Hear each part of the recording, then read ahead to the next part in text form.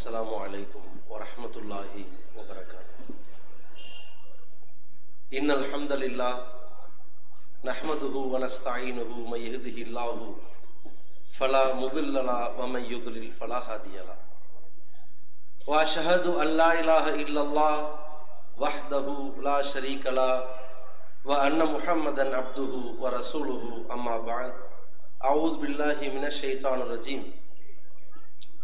या अय्युहल्लज़ीना आमनू इत्तकुल्लाह व क़ूलू क़ौलन सदीदा। கண்ணியத்திற்குரிய பெரியோர்களே, தாய்மார்களே, சகோதர சகோதரிகளே, இந்தியாவின் வளர்ச்சியும் வீழ்ச்சியும் என்கிற தலைப்பு இந்த பொதுக்கூட்டத்தின் வாயிலாக வழங்கப்பட்டிருக்கிறது. நல்லதொரு கால சூழலுக்கு ஏற்ற ஒரு தலைப்பு. இந்திய நாட்டு மக்கள் இன்னும் சில தினங்களுக்கு பிறகு கத்தியின்றி இரத்தமின்றி ஒரு யுத்தத்தை செய்ய வேண்டி இருக்கிறது. யார் ஆட்சிக்கு வர வேண்டும் என்று ஆள் காட்டக்கூடிய தனது ஆட்காட்டி விரலால் அந்த ஒற்றை விரல் புரட்சியாக இந்த நாட்டில் யார் வர வேண்டும் யார் வரக்கூடாது என்பதை தீர்மானிக்கக்கூடிய இடத்திலே இருக்கின்றார்கள்.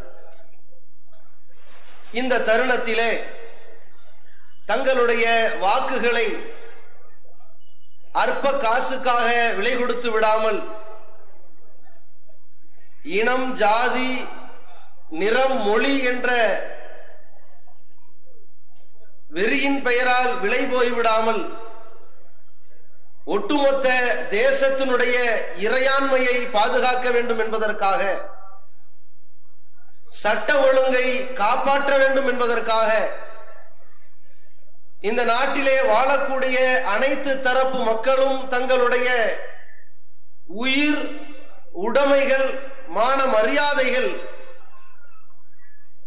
முழுமையாக பாதுகாக்கப்பட்ட நிலையில் முழு சுதந்திரத்தோடு தங்கள் வாழ்வையை உறுதி செய்யக்கூடிய ஒரு ஆட்சியை தர வேண்டிய கடமை இந்த நாட்டு மக்களுக்கு இருக்கிறது.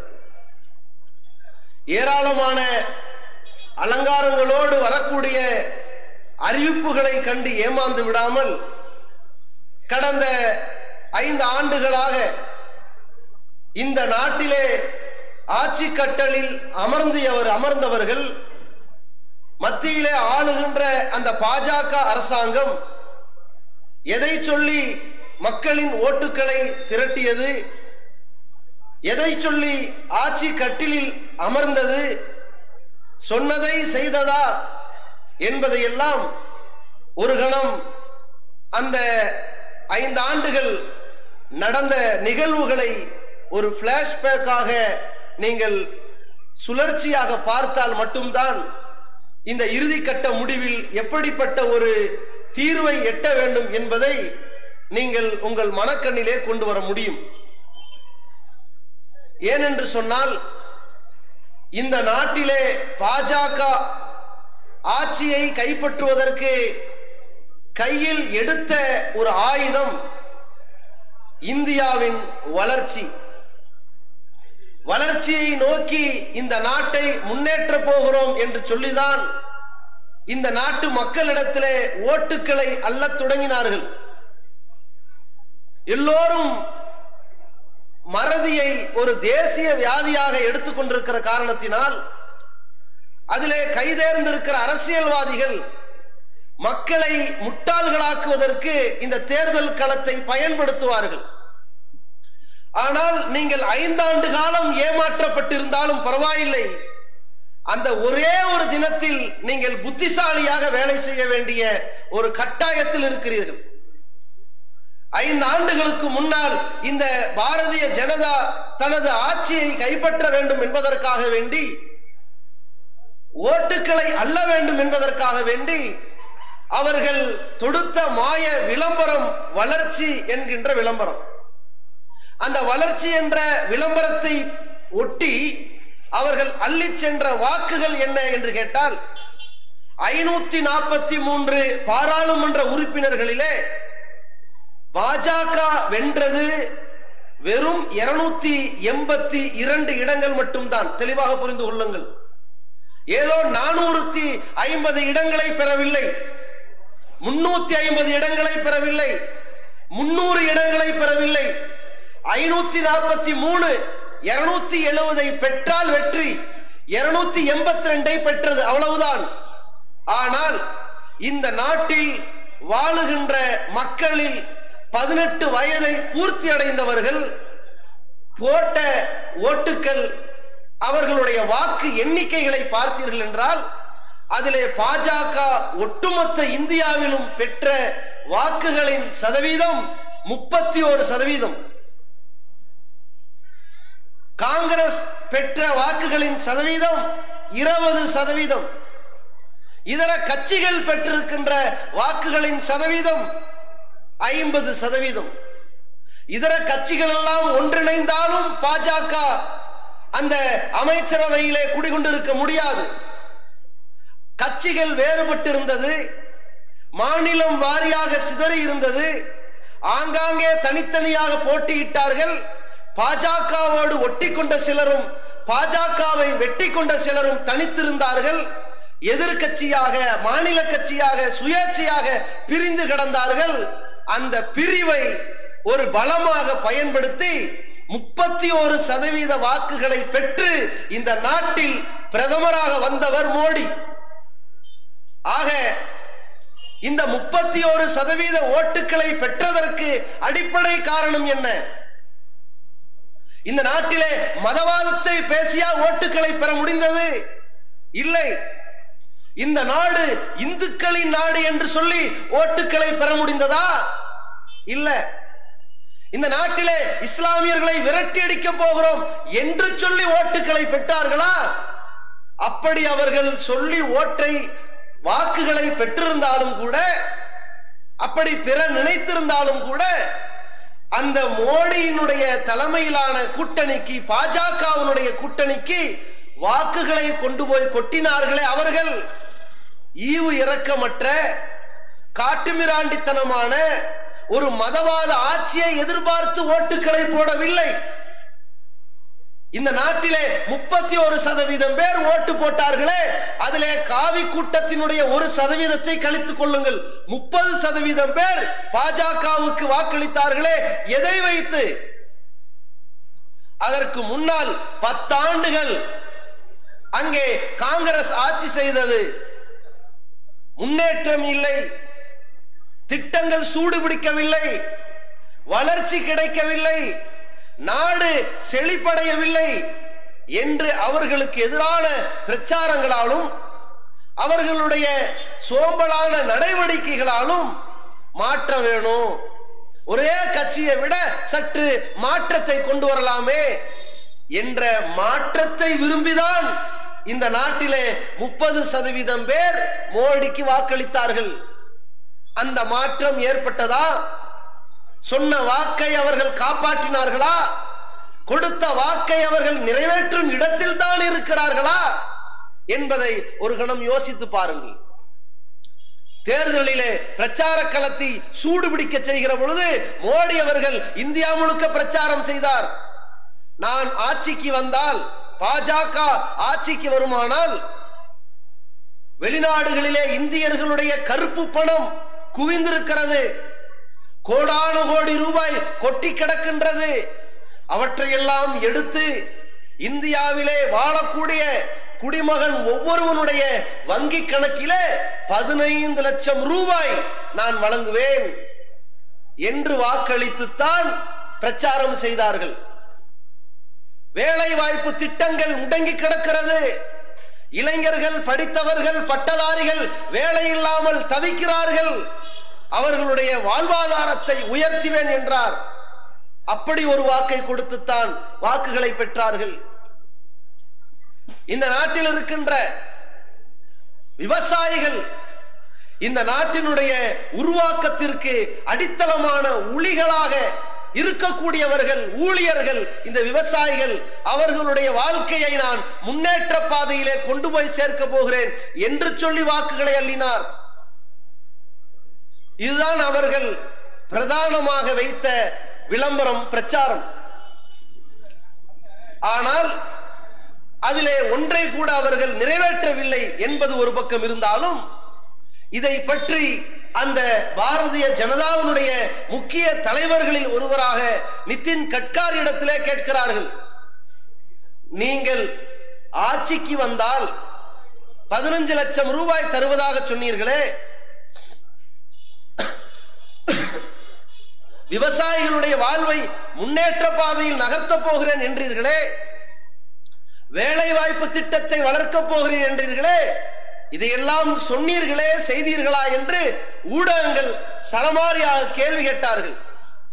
அப்பொழுது நிதின் கட்காரி அவர்கள் தெளிவாக சொன்னார்கள், உண்மையிலேயே நாங்கள் சென்ற தேர்தலில் அப்படி சொன்னது உண்மைதான். ஆனால் சென்ற தேர்தலின் பொழுது நாங்கள் இப்படியெல்லாம் சொன்னால் ஏதாவது கொஞ்சம் ஓட்டுகளாவது கிடைக்கும் என்று தான் நாங்கள் பொய் சொன்னோம். ஆட்சிக்கு வந்து விடுவோம் என்று எதிர்பார்த்து இந்த பொய்களை சொல்லவில்லை. நாங்கள் இந்த பொய்யான வாக்குறுதிகளை எல்லாம் சொன்னோம், செயல்முறைப்படுத்துறதுக்கா சொன்னோம். எப்படி எங்களுக்கு ஓட்டு போட மாட்டாங்க, நாங்க ஜெயிக்க போறதும் இல்ல, சரி தோக்க போறதுதான் உண்மை, அது படுதோல்வியா படுமோசமாக்க கூடாதுங்கிறதுக்காக இந்த மாதிரி பிரச்சாரம் பண்ணோம். ஏமாந்து ஓட்ட போட்டுட்டாங்க, ஜெயிச்சு வேற தொலைஞ்சிட்டோம் அப்படின்னு சொல்றாங்க. இந்த மக்கள் இவ்வளவு பெரிய கூமுட்டைகளாக, முட்டாள்களாக நாங்கள் இருப்பார்கள் என்று எதிர்பார்க்கல என்று அவர்கள் சொன்னதோடு மட்டுமல்லாமல், அடுத்த பிரச்சாரம் என்ன, சரி இப்போ இவ்வளவு பின்தள்ளப்பட்ட நிலையில் இருக்கிற பாஜக அடுத்து மக்களை ஏமாற்றுவதற்கு எடுத்து வைத்திருக்கிற, கிண்டி இருக்கிற அல்வா என்ன, எனக்கு நீங்கள் வாக்களித்தால் இந்திய நாட்டின் எல்லா குடிமகன்களுக்கும் ஒரு வீடு கட்டி தரப்படும். எப்படி, ஏன் இந்த முட்டா பசங்க நம்பி ஓட்டு போடுவாங்க என்கிற துணிச்சலில், ஆணவத்தில், அகங்காரத்தில் இந்த பாஜக தன்னுடைய பிரச்சார களத்தை துவக்கி இருக்கிறது. இந்த நேரத்தில் 4.5 ஆண்டுகள் முடிந்ததே, என்ன செய்தார்கள்? சொன்னதை செய்தார்களா? எந்த அளவிற்கு இந்த நாட்டு மக்களை வதைத்தார்கள் என்பதை எல்லாம் உங்கள் கண் முன்னால் கொண்டு வந்து பாருங்கள். எந்த அளவிற்கு வெளிநாட்டிலே கிடங்குகளாக குவிந்திருக்கிற கருப்பு பணங்களை மீட்பேன் என்றார்கள், மீட்டார்களா? மீட்கல. ஒவ்வொரு இந்திய குடிமகனுடைய வங்கி கணக்கிலையும் 15 லட்சம் ரூபாய் போடுவேன் என்றார்கள், போட்டார்களா? போடல. ஆண்டுகள் போய்கொண்டே இருக்கிறது. என்ன செய்தார்கள்? ஏற்கனவே வங்கி கணக்குகள் இருந்த பணத்தை பறிக்கத்தான் செய்தார்கள். இந்த நாட்டில் ஏழைகளுடைய வங்கி கணக்குகளில் மினிமம் பேலன்ஸ் வைத்திருக்க வேண்டும் என்ற ஒரு விதியை போட்டு 500க்கு கீழே வைத்தவர்கள், 1000ற்கு கீழே பணம் வைத்தவர்கள், 5000ற்கும் கீழே பணம் வைத்தவர்கள் என்று மினிமம் பேலன்ஸ் மெயின்டைன் பண்ணவில்லை என்று சொல்லி இந்தியாவினுடைய ஏழைகளுடைய வங்கி கணக்குகளிலிருந்து மத்திய அரசாங்கம் பறித்திருக்கின்ற, கொள்ளையடித்திருக்கின்ற பொருளாதாரம் மட்டும் 12,000 கோடி ரூபாயை சூறையாடி இருக்கிறார்கள். கொடுத்திருக்கிறார்களா, எடுத்திருக்கிறார்களா? யோசிச்சு பாருங்க. பிரதமர் மோடி அவர்கள் பொறுப்பேற்ற உடனேயே மன் கி பாத் என்று தொடங்கினார். மன் கி பாத் என்றால் குரங்கு குளியல் என்று விளங்கிக் கொள்ளாதீர்கள், அவர் மனதிலிருந்து பேசுகின்ற உரைகள் என்று தொடங்கினார். ஆங்காங்கே எல்லா டீ கடைகளிலும், சலூன் கடைகளிலும், தெரு ஓரங்களிலும், வாகனங்களிலும், அந்த எஃப்எம் ரேடியோவிலும், பொதிகை தொலைக்காட்சிகளிலும் அந்த மன் கி பாத் உரைகள் ஒளிபரப்பப்பட்டன. ஓரிரு வாரங்கள் பிரதமர் ஆட்சிக்கு வந்து ஓரிரு வாரங்கள் அதை கேட்டார்கள். அப்புறம் மக்கள் கடந்து சென்றார்கள். ஒரு நாள் திடீரென்று ஒரு அறிவிப்பு செய்தார். என்ன அறிவிப்பு? இந்திய நாட்டிலே மக்கள் நல்ல நோட்டாக கையில் பயன்படுத்தி கொண்டிருக்கிற 500 ரூபாய் நோட்டு இனிமேல் செல்லாது, 1000 ரூபாய் நோட்டு செல்லாது என்று அறிவித்தார். அறிவித்த மாத்திரத்திலே நள்ளிரவிலே இந்திய நாட்டு மக்களை நிர்மூலமாக திரியவிட்ட அந்த மோடியின் அறிவிப்பின் விளைவாக எல்லா மக்களையும் பேங்கினுடைய வாசல் நிப்பாட்டினார். வங்கி வாசல்களிலே பணங்களை எல்லாம் போய் கொட்ட வேண்டிய நிலை, கையில் இருக்கின்ற கொஞ்ச நெஞ்ச காசுகளை எல்லாம் வங்கியிலே அடைத்து கொடுத்து நம்முடைய நல்ல பணத்தை மீட்க வேண்டிய காரணத்தினால் புதிய 500 ரூபாய்க்காக மோடி அறிவித்து விட்டாரே, புதிய 2000 ரூபாய் நோட்டுக்காக ஏங்கி தவித்தார்கள். சொல்லிவிட்டார்கள் 2-3 நாட்கள் வங்கி இயங்காது, ஏடிஎம் மிஷின்கள் இயங்காது. அந்த நாளிலே ஒவ்வொரு நாளிலும் நம்முடைய பொருளாதாரம் செல்லுபடியாகுமா ஆகாதா என்ற மன உளைச்சலுக்கு ஆளாக்கப்பட்ட இந்தியர்கள் 2-3 தினங்கள் கழித்து நெடும் கியூல போய் நிக்கிறாங்க. எல்லா வங்கி வாசல்களை நின்றார்கள். அதை மறந்து விட்டீர்களா? இந்த நாட்டிலே தன்னுடைய பணத்தை பால் வித்து சின்னஞ்சிறு பொருட்களை வித்த தொழிலாளிகள், குறு தொழிலாளிகள் தன்னுடைய 1000, 2000, 5000, 10000 பொருளாதாரத்தை அதை நல்ல நோட்டாக மாற்றுவதற்கு வங்கி வாசலிலே கிடந்ததன் விளைவாக வெயில் தாங்க முடியாமல், கூட்ட நெரிசல் தாங்க முடியாமல் பல வங்கிகளில் இருந்து காவல்துறை அதிகாரிகளால் தன்னுடைய பணத்தை போட்டு தன்னுடைய பணத்தை எடுக்க வந்தவன் விரட்டி அடிக்கப்பட்ட கோர காட்சிகள் மறந்து விட்டதா? இந்திய நாட்டில் மட்டும் தன்னுடைய பணத்தை வங்கியிலே அடைப்பதற்கு சென்று மூச்சு திணறி செத்து போனவர்கள் 100க்கும் மேற்பட்டவர்கள். இதுதான் மோடி இந்த நாட்டிற்கு செய்திருக்கின்ற திட்டங்கள். மறந்து விட்டோமா? மறந்துவிடக் கூடியது. அது வரி என்று ஒரு அறிவிப்பை செய்தார். மோடியின் வங்கி பாத்துல பேச போறார்னா எல்லாரும் அலற ஆரம்பிப்பார்கள். ஒரு பதட்டத்திலே நாட்டு மக்களை நடத்தினார்கள். என்ன சொல்ல போகிறார்களோ, என்ன அறிவிப்பு வர போகிறதோ, எதற்கும் நம்ம வங்கியில போய் பணத்தை போட்டு வச்சிருவோம், ஏன் இருக்கிறது எதை செல்லாதுன்னு அறிவிச்சிருவாங்களோ என்று பதறுகிற நிலையை உண்டாக்கினார். ஏற்கனவே வீட்டு வரி இருக்கிறது, மின்சாரத்திற்கு வரி இருக்கிறது, குடிநீருக்கு வரி இருக்கிறது, ரோட்டுக்கு வரி இருக்கிறது, சொத்துக்கு வரி இருக்கிறது, அனைத்திற்கும் வரி, வாகனத்திற்கு வரி இருக்கிறது. எல்லாத்துக்கும் வரியை போட்ட நிலையில் புதுசா ஜிஎஸ்டி வரி என்று சொல்லி ஒரு வரியை போட்டார்கள். வரி என்ற பெயரால் வழிப்பறி செய்ய தொடங்கினார்கள்.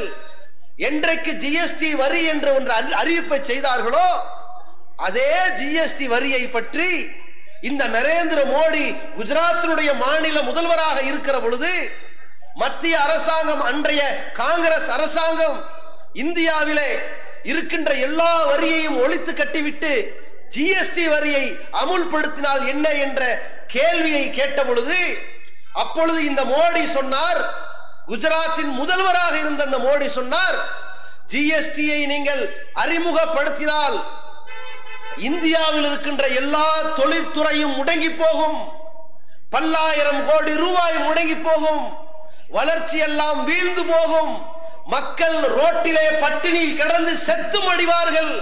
எனவே என்றைக்கு மத்திய அரசாங்கம் ஜிஎஸ்டி வரியை அறிவிக்கிறதோ தெளிவாக புரிந்து கொள்ளுங்கள், என்னுடைய செத்து போன என்னுடைய பிணத்தின் மீதுதான் நீங்கள் ஜிஎஸ்டி வரியை அமுல்படுத்த முடியும் என்று சூளுரைத்தவர் இந்த மோடி.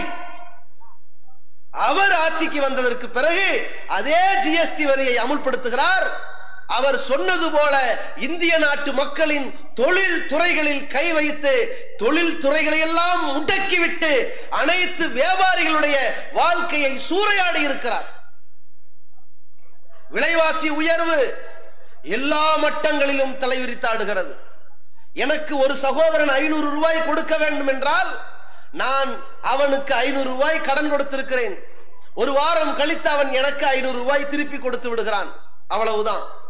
இப்ப அனைத்தையும் வங்கி கணக்குகளில் பரிமாற்றம் செய்ய வேண்டும் என்ற சட்டத்தை போட்டு நான் அவனுக்கு 500 ரூபாய் கொடுத்தேன், அவன் எனக்கு திருப்பி 500 ரூபாய் கொடுத்தான், எந்த குறையும் ஏற்படல. என்றைக்கு வங்கி கணக்கு பரிமாற்றம் என்றார்களோ ஜிஎஸ்டி என்றார்களோ, எல்லா தொழில் துறைகளிலும் ஏற்பட்ட பின்னடைவு என்ன?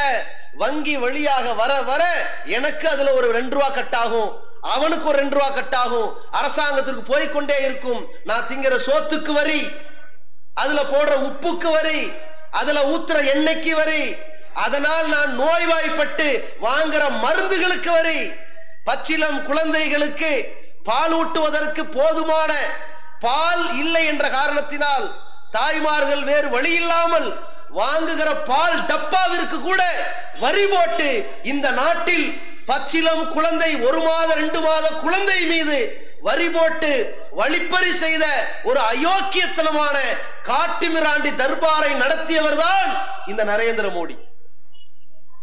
எப்படி இந்தியா சென்று கொண்டிருக்கிறது என்று புரிகிறதா? அதே போன்று பாருங்கள், இந்திய நாட்டிலே நான் ஆட்சிக்கு வந்தால் வேலை வாய்ப்பை உயர்த்த போகிறேன் என்றார். ஆனால் இந்தியாவிலே இவர்களுடைய கேடுகட்ட செயல்முறை திட்டத்தின் விளைவாக வேலை வாய்ப்பை இழந்து தவிக்கின்ற அந்த இளைஞர்கள் ஒரு பக்கம் இருக்கிற பொழுது, தொழில் துறையெல்லாம் முடங்கி இருக்கிற பொழுது, 500,000 ரூபாய் தடை செய்ததற்கு பிறகு அனைத்து பண பரிவர்த்தனை ஒழுங்குமுறைக்கு வருவதற்கு வருகிற நெருக்கடி ஏற்பட்ட காரணத்தினால் இந்தியா முழுக்க எல்லா சிறு குறு தொழில் நிறுவனங்கள் எல்லாம் முடங்கும் பொழுது ஒவ்வொரு சிறு குறு தொழில் நிறுவனங்களில் 2 பேர் படித்த பட்டதாரி வேலை பார்க்கிறான். 1000 தொழில் நிறுவனம் முடங்குகிறது, 2000 பேருடைய வேலை முடங்குகிறது. 1,00,000 தொழில் நிறுவனம் முடங்கியது, 2 லட்சம் பேருடைய வேலை போனது. இந்த நாட்டில் மட்டும் 5 கோடி தொழில் நிறுவனம் முடங்கியது, 10 கோடி பேருடைய வேலை போனது.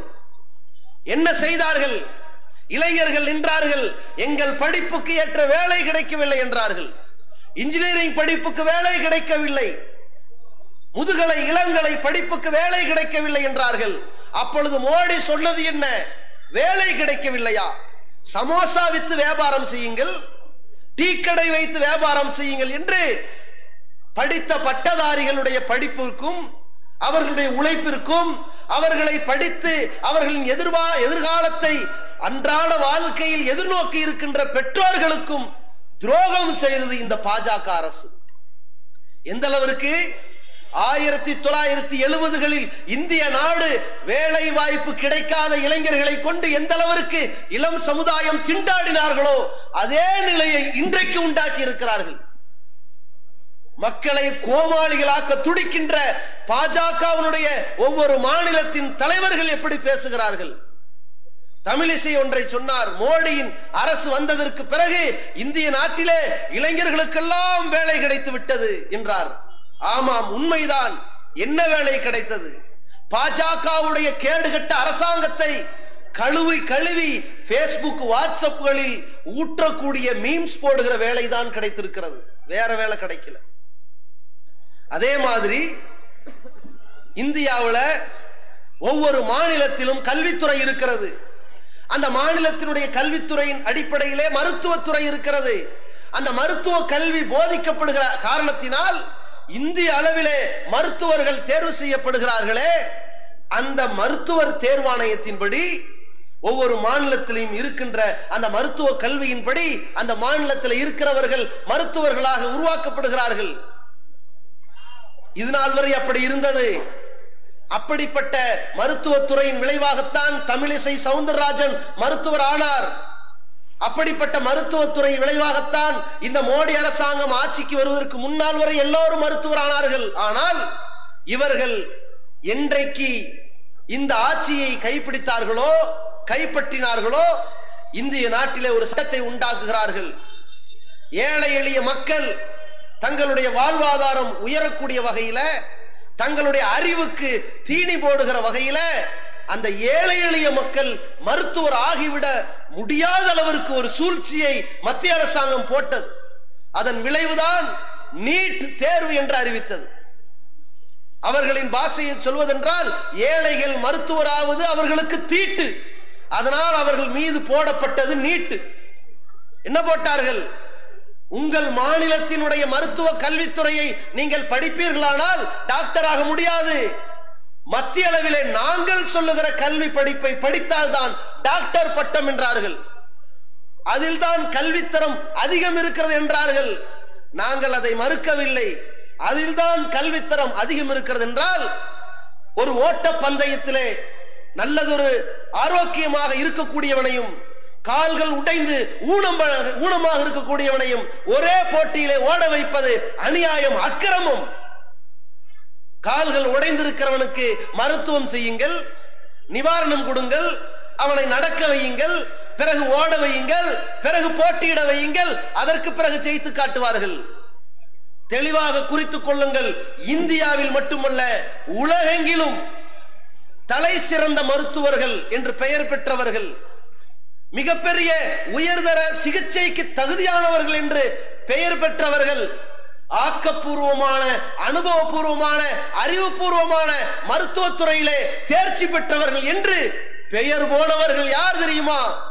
தமிழகத்திலே பட்டம் பெற்ற மருத்துவர்கள், உலக அரங்கில் பெயர் வாங்கியவர்கள். எதை படிச்சு பெயர் வாங்கினார்கள்? அந்த மாநில கல்வியை படிச்சு பெயர் வாங்கினார்கள். ஆனால் நீங்கள் நீட்டு தேர்வு என்றீர்கள், டைம் கொடுத்தீர்களா? தமிழகமாக இருக்கட்டும், எல்லா மாநிலங்களுக்கும் ஒரு 5 வருஷம் டைம், 5 வருஷம் நீட்டு பாடத்தை கற்றுக்கொடு. 5 வருடங்கள் கழித்து இனிமேல் நீட்டு தேர்வின் முறைதான் அப்படி சொல்லி பாருங்க. இந்தியாவிலேயே முதல் மாநிலமாக தமிழகம் வந்திருக்கும். என்ன செய்தீர்கள்? திடீரென்று அறிவிப்பு போட்டீர்கள். அனிதா என்ற ஒரு பெண், ஏழை குடும்பத்து பெண், இனி நாம் டாக்டராக முடியாது என்று தாழ்வு மனப்பான்மையால் தற்கொலை செய்து மடிந்து அந்த பெண்ணின் உயிரை பறித்த உங்கள் சட்டம் குப்பைக்கு சமம் என்பதை உணரவில்லையா? நாங்கள் மறந்து விட்டோமா? அதே போன்று நீங்கள் இந்திய நாட்டில் பாஜக இதற்கு பின்னால் செய்திருக்கின்ற மதவாத மோதல்கள், அவர்கள் கட்டவில் திருந்த கடந்த காலங்களிலே பல்லாயிரக்கணக்கான மத கலவரங்கள், இனப்படுகொலைகள், சாதி கொடுமைகள், அதனால் அவர்கள் மீது விழுந்திருக்கின்ற அந்த கரும்புள்ளிகளை அகற்ற வேண்டும் என்பதற்காக, அவர்கள் மீது இருக்கின்ற அந்த தீவிரவாத பயங்கரவாதிய கொலை பழியை துடைக்க வேண்டும் என்பதற்காக இவர்கள் செய்த வேலை என்ன? இந்த கிரிமினல் சிபிஐயை தன்னுடைய கைப்பாவையாக வைத்துக் கொண்டு, மத்திய உளவுத்துறையை தன்னுடைய கைப்பாவையாக வைத்துக் கொண்டு இருக்கின்ற சட்டங்களிலே இருக்கின்ற ஓட்டைகளை பயன்படுத்தி பாஜகவினுடைய குற்ற பின்னணியில் உள்ளவர்களை எல்லாம் காப்பாற்றினீர்கள். அப்பாவிகள், நிரபராதிக்குரியவர்கள், குற்றமற்றவர்கள், குற்றம் நிரூபிக்கப்படாதவர்கள், பொய் வழக்குகளால் உள்ளே பல ஆண்டுகளை கழித்தவர்களை எல்லாம் கொலை செய்ததற்கும் அவர்களுக்கு தண்டனை வழங்கியதற்கும் முட்டு கொடுப்பதற்காக வேண்டி இந்த மத்திய அரசாங்கம் தன்னுடைய கை பாவையாக பயன்படுத்தியது இந்த சிபிஐயை. விளைவு என்ன? ஷரஃபுதீன் என்பவர் அமித்ஷாவை, மோடியை கொல்வதற்கு திட்டம் தீட்டினார் என்று சொல்லி அந்த ஷரஃபுதீனை போலி என்கவுண்டர் மூலம் சுட்டு தள்ளியவர்கள் அந்த குஜராத் போலீஸ். அவர்களை சுட்டுக் கொள்ள உத்தரவிட்டது இந்த அமித்ஷா. அந்த சட்டத்தின்படி இந்த கொலைகாரன் அமித்ஷா இன்றைக்கு ஜெயிலிலே இருந்திருக்க வேண்டும். ஆனால் அன்றைக்கு ஷரஃபுதீன் அநியாயமாக கொல்லப்பட்டார். ஷரஃபுதீன் மட்டுமல்ல, 5 பேர் கொல்லப்பட்டார்கள். அதிலே ஒரு இந்து சகோதரனும் கொல்லப்பட்டான். 4 முஸ்லிம்கள் கொல்லப்பட்டார்கள். மோடியை கொல்ல திட்டமிட்டார்கள் என்று பொய் சொல்லி போலி என்கவுண்டரில் கொலை செய்யப்பட்ட இந்த 5 பேருக்கு ஆதரவாக, ஆமாம் அமித்ஷாவுடைய தலைமையில் தான் இந்த கொலை நடந்தது என்று ஆதரவாக சாட்சி சொல்பவர்கள், அமித்ஷாவை உள்ளே தள்ளுவதற்கு அமித்ஷாவுக்கு எதிராக சாட்சி சொல்ல வந்தவர்கள் எத்தனை பேர்? ஒருத்தனா 2 பேரா? 500 பேர் வந்தார்கள். சிபிஐ செய்த செயல் என்ன?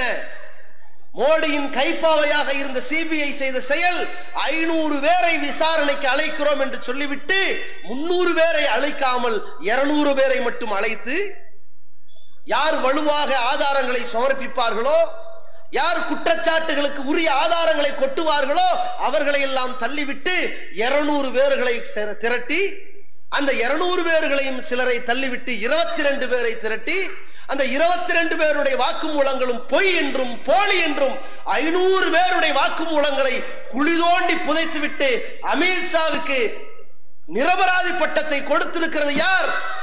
இந்த சிபிஐ.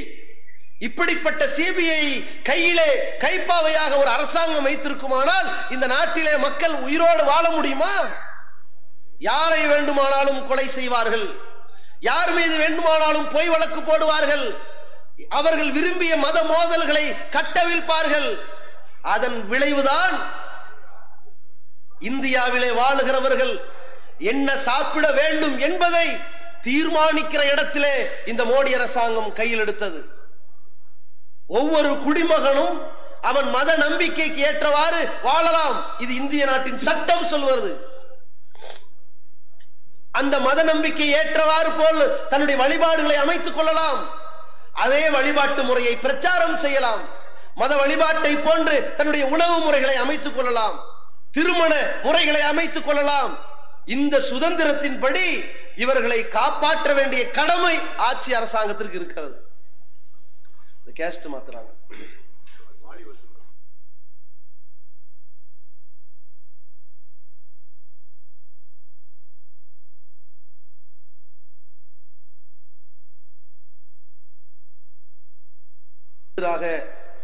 பாமகவுக்கு எதிராக அதிமுகவுக்கு எதிராக எல்லாம் பேச போறாங்கன்னு சொல்லி நமக்கு அமமுக சார்பில் இருந்து காசு வராது, திமுக இருந்தும் காசு வராது, நோட்டோ காசு தராது, அது புண்ணியம் இல்லை. அப்போ யார்ட்டையும் காசு வாங்கி இந்த நிகழ்ச்சி நடத்தப்படல, அநியாயக்காரர்களை அம்பலப்படுத்துவதற்குத்தான் இந்த நிகழ்ச்சி. அதனால உங்களுடைய பொருளாதாரத்தை கொண்டுதான் இந்த நிகழ்ச்சி ஏற்பாடு செய்யப்பட்டிருக்கிறது. அதனால வாளி ஏந்தி வருவாங்க, அல்லாஹ்வுடைய திருப்தியை நாடி வாரி வழங்க. தன்னுடைய கைப்பாவையாக இந்த சிபிஐ எடுத்துக்கொண்ட விளைவுதான் இன்றைக்கு நீங்கள் நடப்பாட்சியில பார்க்க முடியும். இந்திய நாட்டு மக்கள் அவரவர் சுதந்திரத்தோடு வாழலாம் என்பது சட்டம். ஆனால் அதை பறிக்கும் வகையிலே மோடி போட்டு இருக்கிற திட்டம் என்ன தெரியுமா? பசு அரசியல். மாட்டுக்கறியை சாப்பிட்டான் என்று சொல்லி ஒரு வதந்தியை கிளப்பி வீட்டில் புகுந்து அவர்களுடைய ஃப்ரிட்ஜில என்ன கறியை வைத்திருக்கிறார்கள் என்று பார்க்கின்ற வகையிலே ஒரு அடாவடித்தனத்தை காவிகள் கட்டவிழ்த்தார்கள். பாஜகவுடைய துணையோடு வீட்டிலே உலை போடப்பட்டிருக்கிற அந்த குழம்பிலே கலந்திருக்கிற இறைச்சி ஆட்டிறைச்சியா மாட்டிறைச்சியா என்று ஆய்வு செய்யக்கூடிய உரிமையை கொடுத்தார்கள். விளைவு என்ன? இந்திய நாட்டினுடைய ஒரு ராணுவ வீரனுடைய தகப்பனார் அஹ்லாக் கொலை செய்யப்படுகிறார். மாட்டிறைச்சி வைத்திருந்தார் என்று வதந்தி பரப்பி படுகொலை செய்யப்பட்டார். கொலை செய்த அந்த கொலைகார கூட்டத்தை கைது செய்தார்கள். விளைவு என்னானது? கைது செய்தவர்களை விடுதலை செய்தார்கள். பிறகு அரசாங்க வேலை வாங்கி கொடுத்தார்கள். அவர்களை கடும் தண்டனை கொடுக்க வேண்டும், அவர்களுக்கு கடும் நடவடிக்கை எடுக்க வேண்டும் என்று சொல்லி அங்கே அவர்கள் மீது எல்லா ஆவணங்களையும் தொகுத்தவர் பாதுகாத்தவர் சுபோத்குமார் என்பவர், அவரையும் காலி செய்து விட்டார்கள். எந்த மதங்களையும் பார்க்க மாட்டார்கள், எந்த ஜாதியையும் பார்க்க மாட்டார்கள். தன்னுடைய ஆட்சியை தக்க வைப்பதற்காக யாரையும் கொலை செய்வார்கள். பாதிரியார்களையும் கொல்வார்கள், சாமியார்களையும் கொல்வார்கள், அந்த பாஜகவுடைய மூத்த தலைவர்களை கூட கொலை செய்வார்கள். அவை அனைத்திற்கும் ஒத்தூதுகிற வகையிலே மத்திய உளவுத்துறையை கையில் வைத்துக் கொண்டார்கள். இன்னொரு பக்கம் இந்த நாட்டிலே அநியாயங்கள் அக்கிரமங்கள் கட்டவிழ்க்கப்படுகிற பொழுது அதை தட்டி கேட்கக்கூடிய இடத்திலே ஒரு பக்கம் காவல்துறை இருக்கும், அதை கையில் எடுத்துக் கொண்டார்கள். இன்னொரு பக்கம் உளவுத்துறை இருக்கும், அதையும் கையில் எடுத்துக் கொண்டார்கள். இன்னொரு பக்கம் பத்திரிகை துறை இருக்கும். நாங்கள் யாருக்கும் அஞ்சாதவர்கள், நான்கா திசைகளில் இருந்த செய்திகளை தொகுத்து சொல்வதிலே எவனுக்கும் நாங்கள் பயப்படாதவர்கள் என்று சொல்லி அந்த ஊடகங்கள் உண்மையை ஓரளவாவது சொல்வதற்கு, நியாய உணர்வோடு செயல்படுவதற்கு 1-2 ஊடகங்கள் இருக்குமே, அந்த ஊடகங்களின் வாய்களையும் அடைப்பதற்காக வேண்டி இவர்கள் செய்திருக்கின்ற அத்துமீறல் என்ன? கௌரி லங்கேஷ் என்ற ஒரு எழுத்தாளரை நாட்டினுடைய சுதந்திரத்தை பற்றி, உரிமை மீறலை பற்றி, இந்த நாட்டு மக்கள் படுகிற அவலத்தை பற்றி, அடக்குமுறைகளை பற்றி எடுத்து சொன்ன அந்த கௌரி லங்கேஷை படுகொலை செய்தார்கள். தபோல்கரை படுகொலை செய்தார்கள், கல்புர்கியை படுகொலை செய்தார்கள், பன்சாரே என்பவரை படுகொலை செய்தார்கள். இவர்கள் யார்? இந்த நாட்டிலே எழுத்துக்களால் நியாயங்களை வாங்க முடியும், அநியாயங்களை தட்டி கேட்க முடியும், அடக்குமுறைகளுக்கு எதிராக எழுத முடியும் என்று எழுத வந்தவர்களை, குரல் வளையை நசுக்கியவர்கள், கடித்தவர்கள் இந்த பாஜக காரர்கள். ஊடகத்துறையையும் ஊனமாக்கி விட்டார்கள். இருப்பது ஒரே ஒரு துறை, அது எது? நீதிமன்றம். விட்டு வைத்தார்களா? இந்த நாட்டிலே மக்களுக்கான பாதுகாப்பை வழங்க வேண்டிய அரசாங்கம் மக்களை பாதாளத்தில் தள்ளி கொண்டிருக்கிறது. அதை தட்டி கேட்க வேண்டிய ஊடகத்தை ஊனமாக்குகிறார்கள். காவல்துறையை விலைக்கு வாங்கினார்கள், உளவுத்துறையை விலைக்கு வாங்கினார்கள். மீதம் இருப்பது நீதித்துறை. நீதிமன்றத்தை விட்டு வைத்தார்களா? இதே அமித்ஷா மீது உள்ள அந்த கொலை குற்ற பழிக்காக வேண்டி அவர் விசாரணைக்கு ஆஜராக வேண்டும் என்று சம்மன் போட்டவர் யார்? நீதிபதி, உச்ச நீதிமன்ற நீதிபதி லோயா கூப்பிடுகிறார், நீ ஆஜராக வேண்டும், நீ ஒரு கொலை குற்றவாளி. கூப்பிடுகிறார், ஆஜரானாரா? ஆஜராக மறுத்தார். அடுத்து அனுப்பப்படுகிறது, ஆஜராகாவிட்டால் பிடிவாரண்டு போடப்படும் என்று. நடந்ததா? லோயா அவர்கள் ஒரு திருமண விழாவில் கலந்திருந்த பொழுது ஏதோ மயக்கம் உடைந்து ஏதோ பாவம் இறந்து விட்டார் என்ற செய்தி மட்டும் வெளியே வந்தது. லோயா கொல்லப்பட்டாரா, இறந்து போனாரா? உண்மையை தெரிந்த வேற நீதிபதிகள் வாயை திறந்தால் அவர்களும் இறந்து போய் விடுவார்கள் என்கிற ஒரு நெருக்கடி ஏற்பட்டது. அதன் விளைவாகத்தான் நீதிபதிகள் எல்லாம் ஒரு பத்திரிகைக்கு பேட்டி அளிக்கிறார்கள். இந்த நாட்டுல பாதுகாப்பு இல்லைன்னு சாமானிய குடிமகன் சொல்லலாம், ஒரு காவல்துறை அதிகாரி கூட சொல்லலாம். ஆனால் எல்லோருக்கும் நீதியை பெற்றுத் தருகிற இடத்தில் இருக்கிற நீதி அரசர் சொல்கிறார் எங்களுக்கு பாதுகாப்பு இல்லை என்று. அப்படிப்பட்ட ஒரு காட்டு தர்பாரை நடத்தி கொண்டிருந்ததுதான் இந்த பாஜக. அதே போல இந்த நாட்டில் எந்த அளவிற்கு இவர்கள் உரிமை மீறல்களில், எந்த அளவிற்கு மக்களுடைய பொருளாதாரங்களை சூறையாடுவதில், மக்களுடைய உயிரை காப்பதில் இவர்கள் கடமையாற்றியிருந்தார்கள் என்று பாருங்கள். நாட்டு மக்களுடைய முன்னேற்றத்திற்கு வழிவகை செய்ய வேண்டியவர்கள் அதை செய்யாமல் நாட்டு மக்களின் பின்னடைவுக்காக வேண்டி வழிவகை செய்தவர்கள், அவர்களை இழிவுக்கு உள்ளாக்கியவர்கள், இந்த நாட்டினுடைய முதுகெலும்பாக இருக்கின்ற விவசாயத்தை உயர்த்த போகிறேன் என்று சூளுரைத்தவர்கள், விவசாயிகளுக்கு செய்த பலன் என்ன, விவசாயிகளுக்காக எடுத்துக்கொண்ட முயற்சிகள் என்ன, விவசாயிகளுக்காக வழங்கிய உரிமைகள் என்ன சொல்ல முடியுமா? இந்த 5 ஆண்டு கால ஆட்சியிலே விவசாயிகள் பட்ட துன்பங்களை பார்த்தீர்களா? விவசாயிகளுக்கு கடன் வழங்கப்படுகிறது. அந்த விளைச்சல் கிடைக்காத காரணத்தினால், மழை பொழிந்த காரணத்தினால், அடமழையின் காரணத்தினால், வறட்சியின் காரணத்தினால், வறுமையின் காரணத்தினால் விவசாயிகள் கடனை அடைக்க முடியாமல் தான் பெற்ற கடனுக்கு தள்ளுபடி கேட்டு வந்து நிற்கிறார். அவர் சொத்து சேர்ப்பதற்கல்ல, அவர் நாத்து நட்டு இருக்கிறார், அது நட்டமடைந்து விட்டது என்ற நட்டையீடுக்காக வந்து நிற்கிறார். அவரை விரட்டி அவருடைய விவசாயத்திற்கு தேவையான உபகரணங்களை எல்லாம், மோட்டார்களை எல்லாம் பறிமுதல் செய்து ஜப்தி நடவடிக்கை மேற்கொண்டு அதன் விளைவாக அடுத்த கட்ட விவசாயம் செய்ய முடியாத வகையிலே விவசாயினுடைய எதிர்காலத்தை நிர்மூலமாக்கியது இந்த மோடி அரசு. நிலைமை என்னாச்சு? வாங்கின கடனை அடைக்க முடியவில்லை என்பதற்காக விவசாயிகள் தற்கொலை செய்தார்கள், தூக்கு மாட்டி தொங்கினார்கள். அப்பொழுது பாஜக சொன்ன பேட்டி என்ன? இந்த நாட்டிலே விவசாயிகள் தற்கொலை செய்வது ஒரு ஃபேஷன் ஆகிவிட்டது என்று சொல்லி அவர்களுடைய உயிரை இழிவாக ஏளனமாக பேசியது இந்த மோடி அரசு. ஒரு கட்டத்தில் சமீபத்தில் பரவலாக வந்த ஒரு செய்தி, இம்ரான்கான் அவர்கள் பாகிஸ்தான் பிரதமர் கேட்கிறார், வாருங்கள் பேச்சுவார்த்தை நடத்தலாம், நான் சொல்வதை நீங்கள் ஏன் கேட்க மாட்டேன் என்கிறீர்கள் என்று கேட்கிறார்.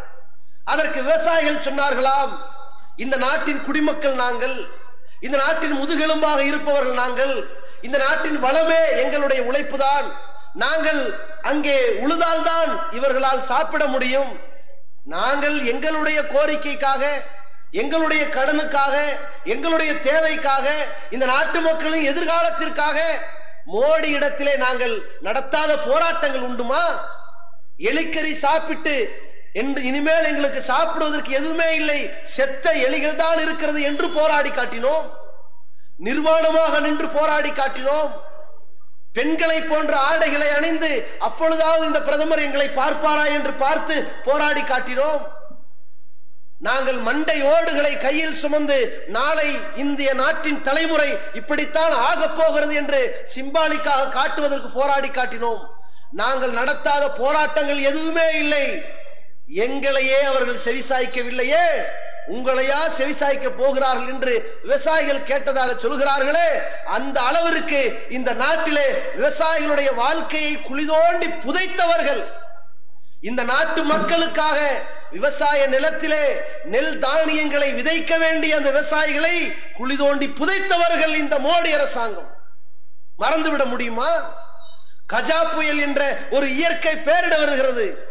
அந்த நேரத்திலே இந்த மாநில அரசாங்கம் கணக்கு பார்க்க தெரியாமல், கோரிக்கை வைக்க தெரியாமல் 6000-7000 கோடி ரூபாய் வாங்க வேண்டிய இடத்துல 1500 கோடி ரூபாய் என்று கேட்டார்கள். அதையாவது கொடுத்தார்களா? இல்லை. 250 கோடி என்றார்கள். கொடுத்தார்களா? இன்னும் வரவில்லை. கஜா புயலின் பொழுது நிலங்களை இழந்தவர்கள், வளங்களை இழந்தவர்கள், மரங்களை இழந்தவர்கள், கோழிகளையும் ஆடுகளையும் மாடுகளையும் இழந்தவர்கள், உயிரை இழந்தவர்கள், பல நாட்களுக்கு விவசாயத்திற்கு தேவையான அந்த குடிநீரை எடுத்து தருகின்ற மின்சாரத்தை இழந்தவர்கள் என்று கிட்டத்தட்ட 10 ஆண்டு கால வாழ்க்கையிலிருந்து பின்னுக்கு தள்ளப்பட்ட விவசாயிக்கு குறைந்தபட்சம் 2 லட்சம் ரூபாய் கொடுத்தால் மட்டும்தான் அவன் ஏதோ பிழைத்துக் கொள்ள முடியும் என்றிருந்த நிலையில் இன்றைக்கு தேர்தலை கணக்கு வைத்துக் கொண்டு 6000 ரூபாயை பிச்சை காசாக கொட்டுகிற இந்த அரசை நாட்டு மக்கள் மன்னிப்பார்களா? இவர்களின் துரோகத்தை மறப்பார்களா? செத்துப்போன அந்த பட்டேல் சிலைக்கு 3000 கோடி ரூபாய்க்கு சிலை. இங்கிலாந்திலே கேட்டார்கள், நீங்கள் இந்திய நாட்டு ஆட்சியாளர்களிடத்திலே கேட்டார்கள், நீங்கள் பிச்சைக்காரர்களாக இருக்கிறீர்கள், நீங்கள் வல்லரசாகவா இருக்கிறீர்கள், நீங்கள் எல்லா நாட்டுக்கும் கடன் தருகிற அளவிலே நீங்கள் எஜமானர்களாகவா இருக்கிறீர்கள், பிச்சைக்காரர்களாக இருக்கிறீர்கள். நீங்கள் எங்களிடத்திலே வாழ்வாதாரத்திற்காக 9000 கோடி ரூபாய் கடன் வாங்கி கொண்டிருக்கிறீர்கள். நாட்டு மக்களுக்கு சோறு போடுவதற்கு வக்கில்ல, நாட்டு மக்களுடைய வறுமையை தீர்ப்பதற்கு யோக்கியதை இல்லை. நீங்கள் 3000 கோடி ரூபாய்க்கு சிலை கட்டுவதற்கு என்ன கேடு வந்து விட்டது என்று கேட்டார்களே, பதில் சொல்ல முடிந்ததா? இதை இந்த மக்கள் மறந்து விடுவார்களா? அதே போல இவர்கள் செய்த அநியாயங்கள், அக்கிரமங்கள், சிறுபான்மை மக்களுடைய அந்த மார்க்க வழிபாட்டு உரிமைகள் மீது தலையீடு காட்டி அவர்கள் 5 வேளை வாங்க சொல்லி மக்களை அழைப்பதற்கு குழாய் பயன்படுத்துவதற்கு தடை, அவர்களுடைய திருமண விவகாரங்களிலே முத்தலாக் என்ற பெயரால் அதிலே அவர்களுடைய திருமண விவகாரங்களிலே மூக்கள் நுழைத்தது, பசு அரசியல் என்ற பெயரால், பசுவை காக்கிறோம் என்ற பெயரால் மகாராஷ்டிரா முழுக்க பசுவுக்கு தடை, மாட்டிறைச்சிக்கு தடை விதித்து வருடத்திற்கு 4000 கோடி ரூபாய் நட்டத்தை ஏற்படுத்தி கொடுத்தது. மாட்டிறைச்சி தடை என்று சொல்லிவிட்டால் முஸ்லிம்கள் பாதிக்கப்படுவார்கள் என்று தப்பு கணக்கு போட்டு மாட்டிறைச்சியின் மூலமாக அதிகமாக இந்த நாட்டிலே வாழ்வாதாரத்தை தக்க வைத்துக் கொள்ளுகிற இந்து சமுதாய மக்களின் எல்லா ஜாதி மக்கள், யாதவ மக்களுடைய வாழ்க்கையை எல்லாம் பறித்தது இந்த மோடி அரசு. இதையெல்லாம் மறந்து விடுவார்களா? எல்லா துறைகளிலும் கை வைத்திருக்கிறது. 1-2 பேர் அடிக்கல, போற ஓரவனை எல்லாம் அடித்திருக்கிறது இந்த அரசாங்கம். எந்த அளவிற்கு?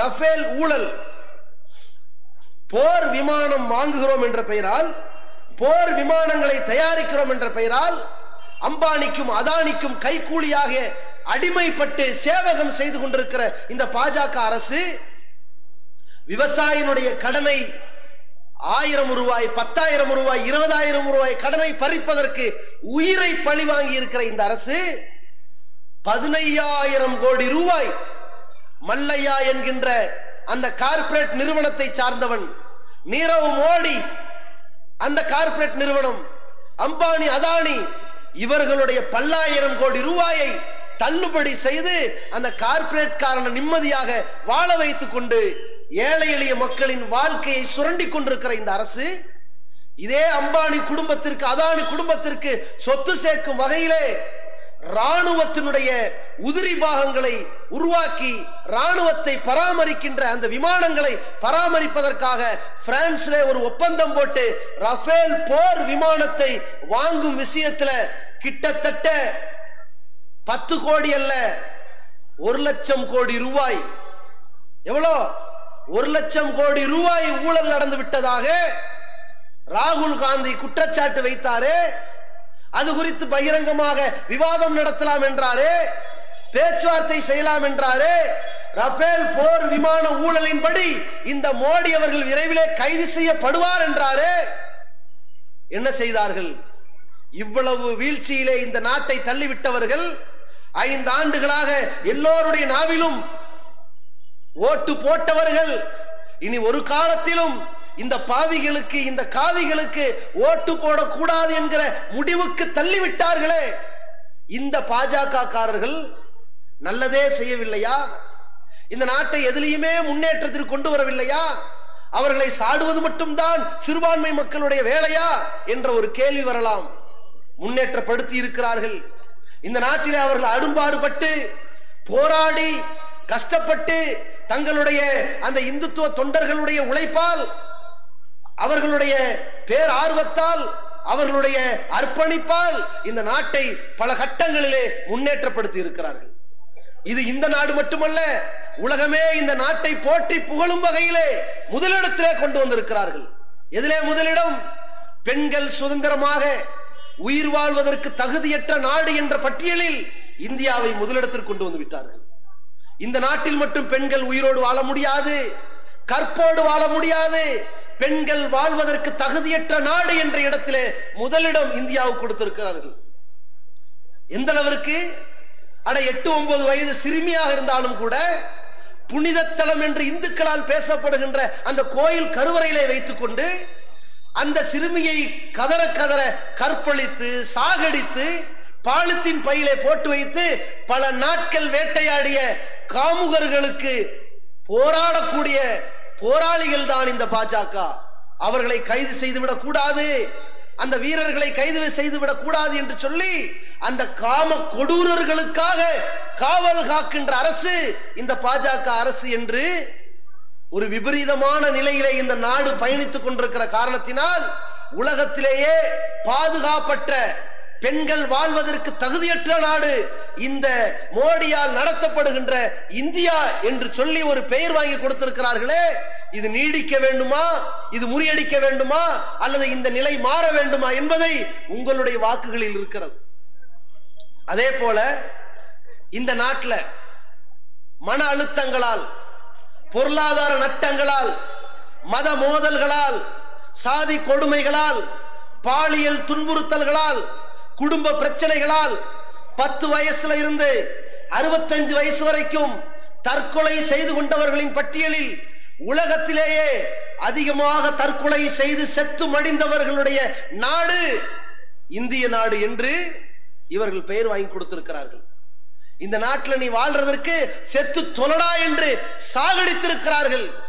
இவர்களுடைய சட்டங்களால் ஏராளமான மக்களுடைய வாழ்க்கைக்கு இவர்கள் முடிவு கட்டி இருக்கிறார்கள். ஏழைகள், விவசாயிகள், தாழ்த்தப்பட்டவர்கள் கிட்டத்தட்ட 83,000 கலவரங்களை ஏற்படுத்தி 5 ஆண்டுகளில் மட்டும் மத்திய அரசாங்கத்தில் 20,000 கலவரம், 1 அல்ல 2 அல்ல, சாதி கொடுமைகள், தெருவுக்கு 2 சாதி கொடுமை, தெருவுக்கு 2 சாதி மத மோதல்கள், உயர் ஜாதி மக்கள் மீது, உயர் ஜாதி மக்கள் தாழ்ந்த ஜாதி மக்கள் மீது தாக்குதல் நடத்திய அந்த குற்ற பட்டியல்கள் இவர்கள் ஏற்படுத்தியதனுடைய விபரீதம். இந்த நாட்டில் உயிர் வாழ முடியாது என்று நிர்பந்திக்கப்பட்டு கொல்லப்பட்டானா அல்லது கொல்லப்பட்டு தற்கொலை என்று பெயர் மாற்றி விட்டார்களா என்று தெரியவில்லை. தற்கொலை செய்ததில் இந்த நாடு முதலிடம் பெற்றிருக்கிறது. இதே போன்று இப்படி ஒரு முதலிடம் பெற வேண்டும் என்று நீங்கள் விரும்பினால் மோடியை ஜெயிக்க வைத்தால் அடுத்த 5 ஆண்டுகள் கழித்து இந்தியாவிலே மக்கள் இருக்க மாட்டார்கள், அவர்களின் ரத்த திட்டுக்கள் மட்டும்தான் இருக்கும். புரிந்து கொள்ளுங்கள். ஊட்டச்சத்து இல்லாத குழந்தைகள் இந்த நாட்டில் மட்டும்தான் உலகத்திலேயே ஊட்டச்சத்து குறைபாடு காரணமாக செத்து மடிகின்ற குழந்தைகள் அதிகமாக செத்த குழந்தைகள் இந்தியா தான் அதில் முதலிடம் பெற்றிருக்கிறது. மூச்சு திணறி ஆக்சிஜன் போதுமில்லை பத்தவில்லை என்று சொல்லி உத்தரப்பிரதேசத்திலே செத்து போன குழந்தைகள் இந்த நாட்டில் தான் அது அரங்கேறியது. பிறந்த குழந்தைகளுக்கு மூச்சு திணறுகின்ற நோயிலே பாதிக்கப்பட்டிருக்கிற அந்த குறைபாடு கொண்ட குழந்தைகளுக்கு ஆக்சிஜன் வழங்குவதற்கு கூட வக்கற்ற நாடாக இந்திய நாடு இருக்கிறது. அரசாங்க மருத்துவமனையிலே அந்த ஆக்சிஜனை வாங்கி கொடுப்பதற்கு கூட பொருளாதாரத்தை ஒதுக்காத நாடாக இந்தியா இருக்கிறது.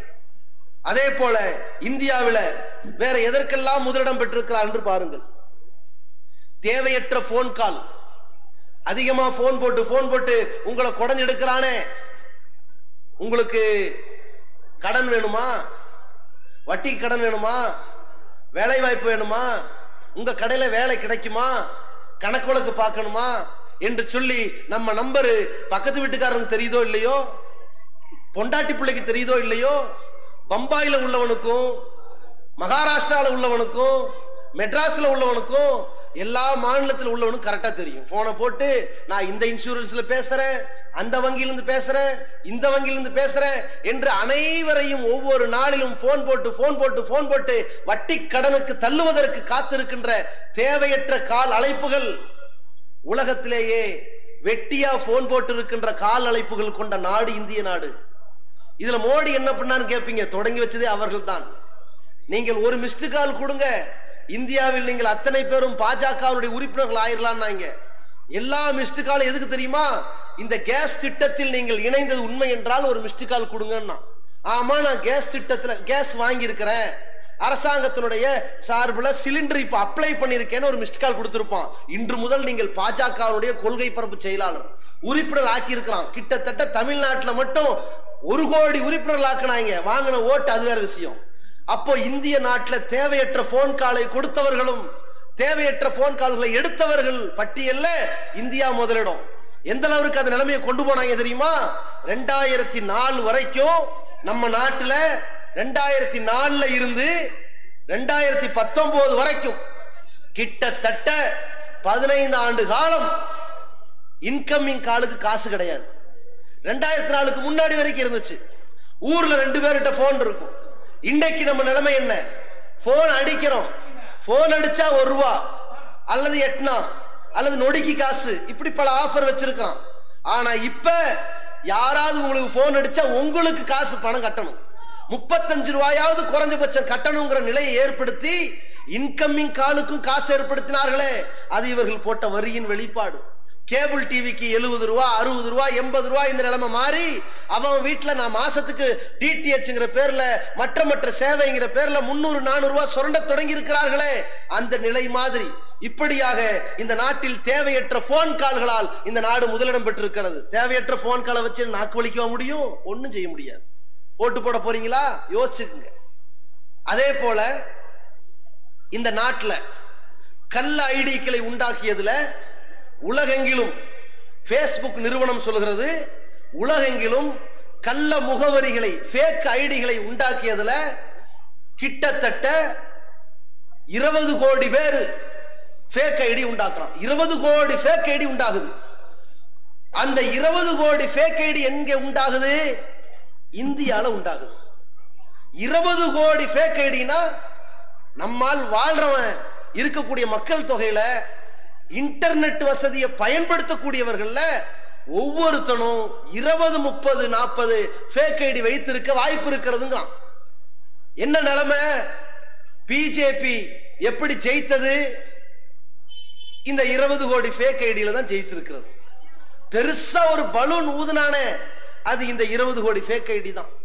இப்பவும் பாருங்க, உங்களுக்கு தேர்தல் நேரம் நெருங்க ஏராளமான அழைப்புகள் வந்துகிட்டே இருக்கும், ஏராளமான விளம்பரங்கள் வந்துகிட்டே இருக்கும். எனது ஓட்டு பிஜேபிக்கு. எவன் சொல்லுவான்? ஒருத்தன் சொல்லுவான். எத்தனை ஓட்டு, எத்தனை பேஸ்புக் குரூப்ல இருந்து வரும்? 2000 பேர் சொன்ன மாதிரி வரும். யார் அந்த 2000? இவன் தான். அப்ப அது ஒரு ஓட்டு இல்ல, ஒரு ஓட்டு உண்மையான ஓட்டு, 1999 ஓட்டு கள்ள ஓட்டு. இப்படி ஒரு விளம்பர மாயை உண்டாக்குவதற்கு 20 கோடி ஃபேக் ஐடியை உண்டாக்கி இருக்கிறது இந்த பாஜக. இந்தியாவில் முதலிடம் பெற்றிருக்கிறார்கள். அவர்களை தனியாக கொண்டு வந்து நிப்பாட்டி காட்ட சொல்லுங்க, முடியவே முடியாது. எந்த அளவிற்கு இந்த நாட்டில் பெண்களை கடத்தி பாலியல் வன்கொடுமையில் வைத்து அவர்களை வைத்து போகப் பொருளாக விபச்சார விடுதி நடத்துவதற்காக பெண்களை கொத்தடிமையாக்கக்கூடியவர்களில் உலகத்திலேயே அமெரிக்காவை தாண்டி, ஆஸ்திரேலியாவை தாண்டி, ஐரோப்பியாவை தாண்டி பல நாடுகளை விஞ்சி இந்திய நாடு அதிலே முதலிடம் பிடித்திருக்கிறது. எங்க போய் நின்றிருக்கிறது? சுகாதாரத்தில் இந்திய நாடு பெற்றிருக்கிற இடம் 120வது இடம்.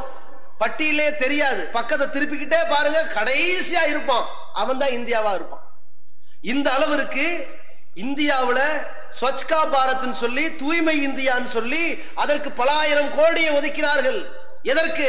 குப்பையை அவனே கொட்டிட்டு அவனே எடுக்கிறதுக்கு பல ஆயிரம் கோடி, போட்டோ எடுக்கிறதுக்கு பல ஆயிரம் கோடி, யோகாவின் பெயரால் பல ஆயிரம் கோடி, மூத்திரத்தை விற்கிறதுக்கு பதஞ்சலிங்கிற பேர்ல மூத்திரத்தை விற்கிறதுக்கு பல ஆயிரம் கோடி, சமஸ்கிருத மொழியின் பெயரால் பல ஆயிரம் கோடி என்று நாட்டில் இருக்கிற நிதியெல்லாம் திரட்டி ஒதுக்கிவிட்டு கடைசியில தூய்மையை கொண்டு வந்தார்களா? இல்லை.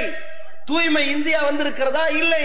இந்த உலகத்திலேயே சுகாதார கேடுமிக்க நாடுகளாக, சுகாதாரத்துக்கு தகுதியற்ற நாடுகளாக இருக்கக்கூடிய நாடாக இந்தியா முதலிடம் பெற்றிருக்கிறது.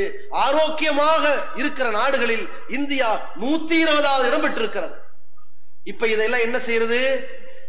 தேர்தல் சொன்னா இதெல்லாம் கண்ணு முன்னாடி வந்து போகுமா? போகாதா? ஓட்டு பூத்துக்கு போறவன் முன்னாடி அந்த 500, 2000, 1000 வருமா? வராதா? இன்ன பிற மத மோதல்கள் வருமா? வராதா? ஏராளமான பசு அரசியல் வருமா? வராதா? 15 லட்சம் கிடைச்சதா கிடைக்கலான்னு வருமா? வராதா? எல்லாத்தையும் மூடி புதைப்பதற்கு, எல்லோரையும் மடைமாற்றம் செய்வதற்கு மோடி அரசு கையில் எடுத்திருப்பதுதான் புல்வாமா தாக்குதல். என்ன செய்திருக்கிறார்கள்? புல்வாமா தாக்குதல் என்று சொல்லி இதை திட்டமிட்டு மோடி அரசு தான் 44 பேரை கொலை செய்திருப்பார்களோ என்று சந்தேகத்திற்கு இடமில்லாத வகையிலே பல ஆதாரங்கள் கிடைத்துக் கொண்டிருக்கிறதை நாம பார்க்கிறோம். எந்த அளவிற்கு? ஒரு சாதாரண நீட்டு தேர்வு நடத்துவதற்கு மூக்குத்தியை செக் பண்றான், கம்மலை செக் பண்றான், சங்கிலியை செக் பண்றான், முக்காடு போட்டதை செக் பண்றான், செருப்ப கலட்டி செக் பண்றவன், சூவ கலட்டி செக் பண்ணவன், ஆர்டிஎக்ஸ் பாம்பு 350 கிலோவை ஸ்கார்பியோ வண்டியில ஒருத்த எடுத்துட்டு உள்ள போறான், அவனை மட்டும் செக் பண்ணாம உள்ள விட்டு இருக்கிறான்னா என்ன நடக்கிறது இந்த நாட்டில்? 2500 ராணுவ வீரர்களை ஒரே நேரத்தில் ஊர்வலமாக காஷ்மீர்ல அந்த புல்வாமா பகுதியில் அனுப்ப வேண்டும் என்கிற நிர்பந்தம் என்ன? அதற்கு 2 நாளைக்கு முன்னாடி அங்கிருக்கிற உளவுத்துறை சீரியஸான ஒரு நிலை இருக்கிறது, கொஞ்சம் செக்யூரிட்டியை பலப்படுத்துங்கன்னு சொன்ன பிறகும் இப்படிப்பட்ட தாக்குதல் நடந்ததனுடைய பின்னணி என்ன? யோசிச்சு பாருங்க. எந்த அளவிற்கு? 350 கிலோ ஆர்டிஎக்ஸ் பாம் சாதாரணமானதல்ல. இந்த நாட்டிலே எங்கெல்லாம் பாஜக குண்டு வைத்ததோ, எங்கெல்லாம் பாஜக குண்டு வைத்ததால் பிடிபட்டதோ அங்கே பயன்படுத்தப்பட்டதெல்லாம் ஆர்டிஎக்ஸ் குண்டுகள். அதே ஆர்டிஎக்ஸ் இங்கே பயன்படுத்தியதன் பின்னணி என்ன? அதுவும் 40 பேர் கொல்லப்படுகிறார்கள் நசீர் அவர்களுடைய தலைமையிலே. எல்லா மாநிலங்களிலிருந்தும் 2 பேர் 3 பேர் என்று அவர்களுடைய உயிரை பறித்ததனுடைய பின்னணி என்ன? அவர்களுக்கு இத்து போன ஒரு வாகனத்திலே அவர்கள் அடைத்து சென்றதன் பின்னணி என்ன? அந்த இடத்துல கிட்டத்தட்ட பிப்ரவரி 14 இந்த தாக்குதலுக்கு முன்னாடி, ஒரு வாரத்திற்கு முன்னாடி இந்தியாவினுடைய தொழில்நுட்ப ராணுவ ரகசியங்களை பாகிஸ்தானில் உள்ள சிலருக்கு சொன்னதன் பெயரால் பாஜகவை சேர்ந்த 11 பேர் பிடிபட்டார்களே. என்ன சொன்னார்கள்? எதை சொன்னார்கள்? யாருக்கு சொன்னார்கள்? உளவு பார்த்தீர்களா? சுதாரித்தீர்களா? என்ன செய்து கொண்டிருந்தது மத்திய அரசு? ஆனால் செத்து போன உடனேயே இந்திய நாட்டிலே இருக்கின்ற மத்திய அரசின் சார்பிலே பிரதமர் ஒரு பக்கம், அமித்ஷா ஒரு பக்கம், இன்னொரு பக்கம் தமிழிசை வரைக்கும் எல்லோரும் பிரச்சாரம் செய்தார்கள். 40 பேரை இழந்திருக்கிறோம், தமிழகத்திலே 40 இடத்தில் ஜெயிக்க வேண்டும் என்றார்கள். செத்த பிணத்தை வைத்து அரசியல் செய்த இந்த மோடி அரசாங்கம் எதை கொண்டு இந்த திட்டம் தீட்டினார்கள்? எடியூரப்பா சொன்னார் 22 சீட்டை பெறுவதற்கு இதுதான் வாய்ப்பு என்றாரே. எதன் பின்னணியில் இந்த தாக்குதல் நடந்தது? பிறகு என்ன செய்தீர்கள்? திடீரென்று பாகிஸ்தான் மீது தாக்குதல், போர் என்றீர்கள். பாஜக ஆட்சியில் தான் பாகிஸ்தான் தாக்குதல் நடந்துகிட்டே இருக்கும், சர்ஜிக்கல் அட்டாக் நடக்கும், நாடாளுமன்ற தாக்குதல் நடக்கும், கந்தகார் தாக்குதல் நடக்கும், ஆங்காங்கே அவ்வப்போது பாகிஸ்தானோடு மோதல் நடந்துகிட்டே இருக்கும். ஏன்? அப்பெல்லாம் ஒரு தேர்தல் நேரமா இருந்துகிட்டே இருக்கும். 44 பேர் செத்து மடிந்திருக்கிறான். யாரால் கொல்லப்பட்டான்? பாகிஸ்தான் உடனே மறுப்பு தெரிவிக்கிறது. ஆராய்ந்தீர்களா? திடீரென்று விமானத்தை உள்ளே அனுப்பினீர்கள், அங்கே தாக்குதல் நடத்தினீர்கள், 350 பேரை கொன்று விட்டோம் என்றீர்கள். எங்கே அந்த 350 பேருடைய சடலம்? சேட்டலைட்ல இருந்து போட்டோ எடுத்திருந்தா 50 கிலோமீட்டர் உயரம் வரைக்கும் சேட்டலைட் போட்டோ எடுக்க முடியும். 50 கிலோமீட்டர் உயரத்திலும் கூட கிடைக்காத உடல் எங்கே போனது? சிதறியதா? சின்னாபின்னமானதா? எலும்பு துண்டுகள் எங்கே போனது? 350 பேர் கொல்லப்பட்டதாக நீங்கள் பேசுகிறீர்கள், பாகிஸ்தான் மறுக்கிறது. அங்கே ஒரு விமானியை பிடித்து வைக்கிறார்கள், ஒரு ராணுவ வீரனை பிடித்து வைக்கிறார்கள், அபிநந்தனை பிடித்து வைக்கிறார்கள். அபிநந்தனுக்கு நல்லதொரு சிகிச்சை செய்கிறார்கள். சிகிச்சை செய்த அந்த மருத்துவர்கள் அழகான புன்முறுவலோடு போட்டோவை வெளியிடுகிறார்களே. 350 பேரை இழந்தவன் ஒருத்தரை விட்டு வச்சிருப்பானா? 350 பேரை இழந்ததுல இம்ரான் கான் ஒரு ஆளை காலி பண்ணிருப்பாரா மாட்டாரா?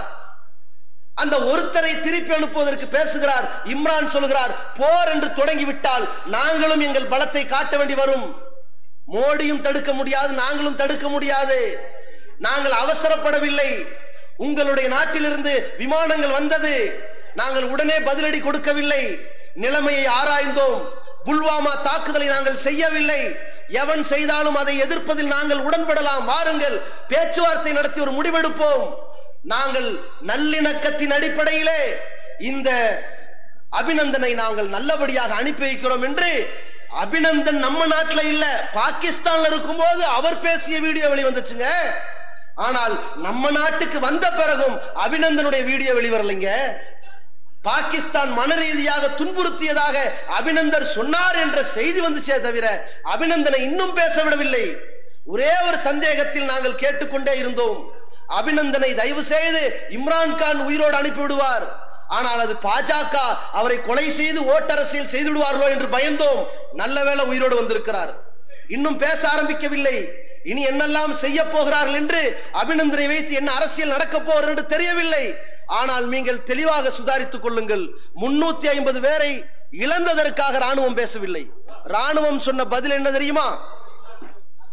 இனி 10 ஆகலைங்க, டைம் இருக்குல்ல.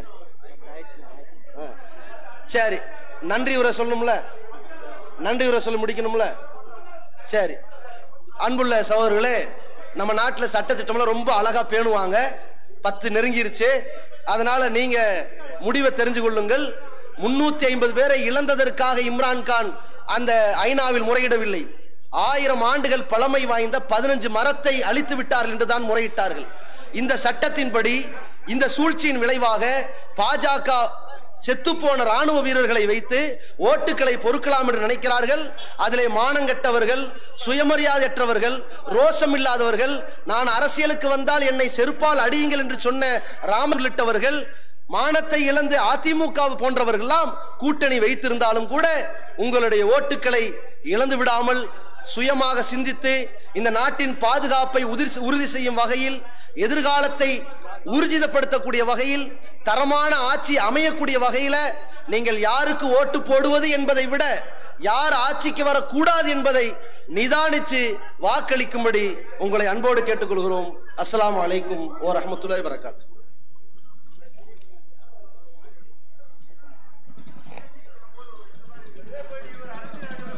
அஸ்ஸலாமு அலைக்கும் வரஹ்மத்துல்லாஹ்.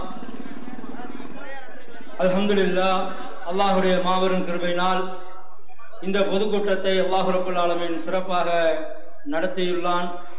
அல்ஹம்துலில்லாஹ். இந்த கூட்டத்திற்கு வருகை இந்த அனைவருக்கும் ஜமாத்தின் சார்பாக நன்றியை தெரிவித்துக் கொள்கிறோம். சபை கலையும் பொழுது ஓத வேண்டிய துவாவை ஓதி கலையுமாறு அன்போடு கேட்டுக்கொள்கிறோம். சுப்ஹானக்கல்லாஹும்ம பிஹம்திக அஷ்ஹது அன் லா இலாஹ இல்லா அன்த அஸ்தக்ஃபிருக வ அத்தூபு இலைக்.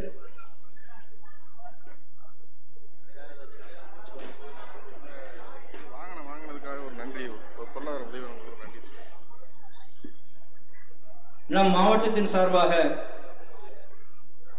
மக்களுக்கு அர்ப்பணிக்கக்கூடிய இந்த ஆம்புலன்ஸ் வாங்குவதற்காக அதிகமாக பொருளாதார உதவி